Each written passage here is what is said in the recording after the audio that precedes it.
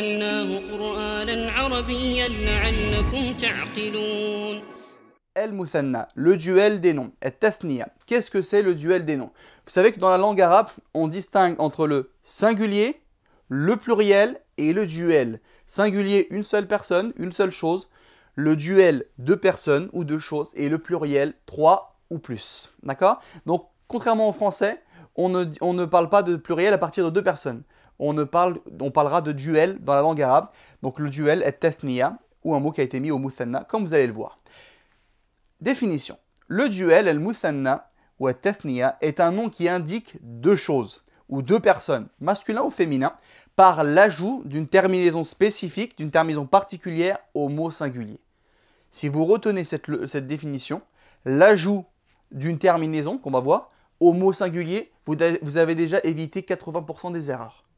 80% des erreurs des élèves se trouvent dans ce passage-là. Le mot singulier, certains vont ajouter la terminaison au mot au pluriel, qui est faux, et d'autres vont complètement oublier de mettre là la terminaison.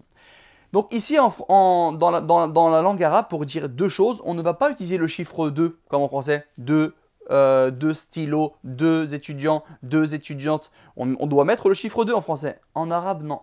Il nous suffit de prendre le mot singulier et de lui rajouter une terminaison qui correspond selon le cas grammatical, comme vous allez le voir.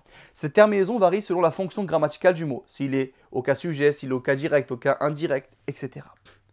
En arabe, on n'a pas besoin d'utiliser donc le chiffre 2 avant le nom, mais cela est indiqué par une terminaison ajoutée au mot singulier. C'est comme ça qu'on fait le duel. Pour dire deux choses, je ne mets pas le chiffre 2, je prends le singulier et je lui mets une terminaison. Comme vous allez voir, soit aani, soit aini. Exemple, kitab, c'est un livre. Je veux dire deux livres.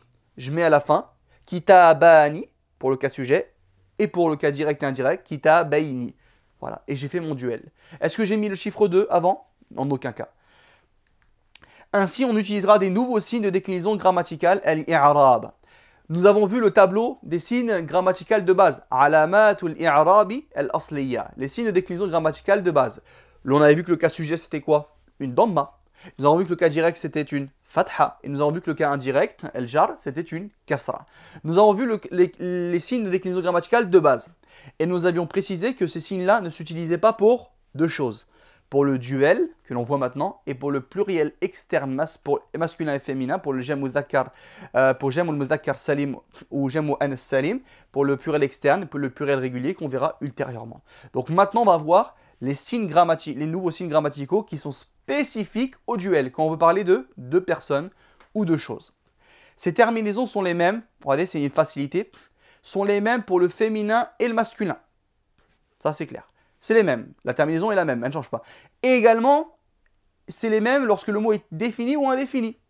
On avait vu, nous, que quand c'était défini, on mettait ou, et quand c'était indéfini, on mettait un. A, an, i, in. C'était ça. On faisait la différence entre le défini et l'indéfini en mettant tanwin. Il n'y a pas de tanwin. Il n'y a pas de tanwin au duel.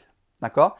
Il n'y a pas de tanwin. Car le noun que vous allez voir dans la terminaison, c'est ça qui fait office, d'accord, de tanwin si jamais il devait y avoir un tanwin. Si jamais il devait y avoir un éventuel tanwin. Donc il n'y a pas de tanwin au duel. Voilà également une erreur que vont faire les élèves. Ils vont mettre, quand le mot sera indéfini, ils vont mettre un tanwin. Ceci est une erreur. Donc ici, vous allez voir que ce tableau est beaucoup plus simple que le premier que vous avez appris. Si vous l'avez trouvé simple au cas sujet ou cas direct A, cas indirect I, bah ici il est encore plus simple. Pourquoi? On va voir tout ça tout de suite. Tableau de déclinaison grammaticale pour le duel des noms et des adjectifs. Donc voilà un nom au duel, el-muthanna. Qu'est-ce que l'on va faire?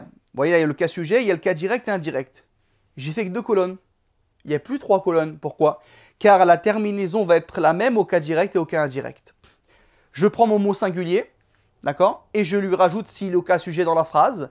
Qu'est-ce qui est au cas sujet qu'on a vu, nous, au cas sujet qui est marfou'? Nous avons vu le mubtada. Qu'est-ce qu'on a vu également? Le khabar est au cas sujet au marfou'. Et on a vu également un troisième élément, le fa'il, le sujet du verbe. Donc lorsque ce sujet du verbe, le mubtada ou le khabar, qui sont au cas sujet, seront au duel, donc deux choses, les deux étudiants, les deux chiens, les deux stylos, etc. seront au duel, qu'est-ce que l'on va faire?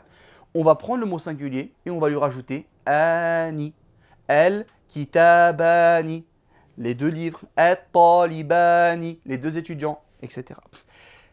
Si jamais ils sont au cas direct ou au cas indirect, qu'est-ce que l'on a vu pour l'instant dans notre cursus qui se met au cas direct, au mansoub dans la langue arabe? Nous avons vu le complément d'objet direct, le maf'ul bihi, le COD. Par conséquent, lorsqu'il y aura un COD qui sera au duel, exemple, j'ai compris les deux leçons. J'ai compris les deux leçons. Ad-darsaini, nous allons ajouter aini à la fin. Je prends le singulier, pas le pluriel. Je prends le mot singulier, dars, et je rajoute aini. Darsaini. D'accord? Le cas indirect, qu'est-ce que l'on avait vu qui se mettait au cas indirect majorur? Nous avions vu tout ce qui venait après une particule du cas indirect, pour l'instant, c'est ce qu'on a vu. Donc par exemple, après un harful jar, après fi, après bi, après li, après ka, après ala, etc.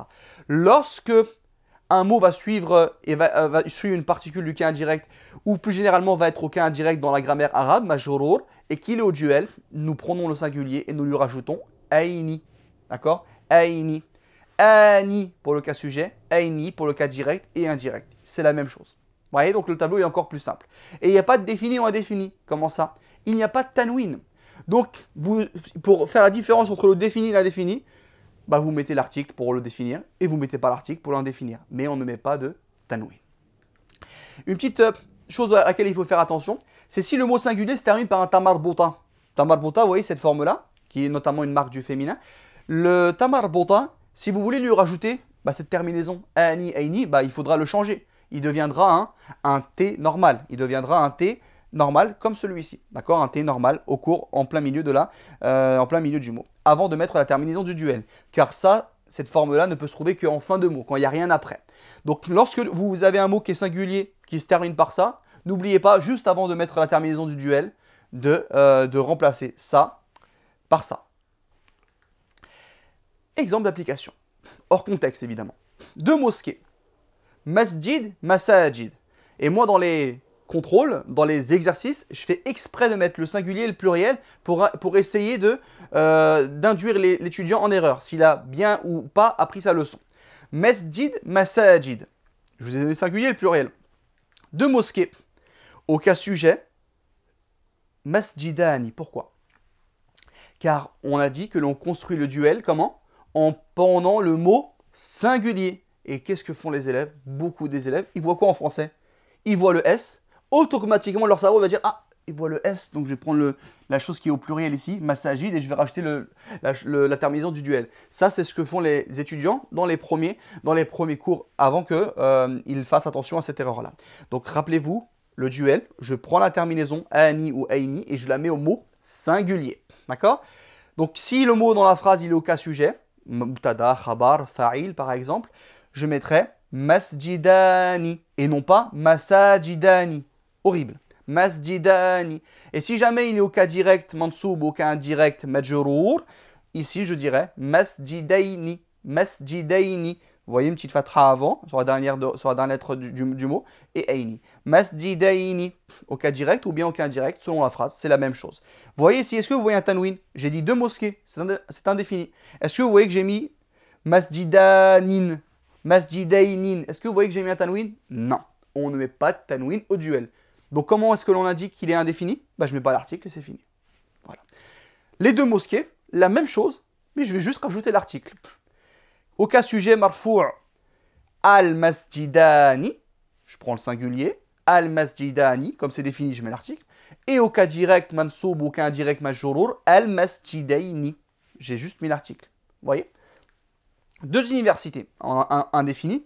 Jami'a, une seule. Jami'at, plusieurs universités. À votre avis, pour former le duel, parce que là on parle de deux choses, je vais prendre le singulier ou le pluriel?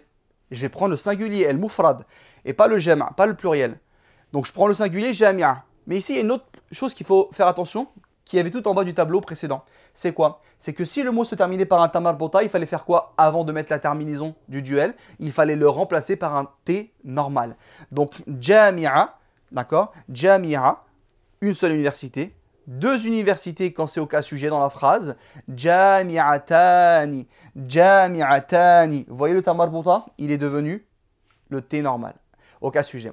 Et au cas direct et au cas indirect, mansoub et majrour, lorsque ce mot-là, deux universités, va être au cas direct et indirect, je ne vais pas mettre ani, car c'est pour le cas sujet, mais je vais mettre aini. Jami'ataini. Jami'ataini. D'accord? C'est indéfini. Voyez-vous un tanwin?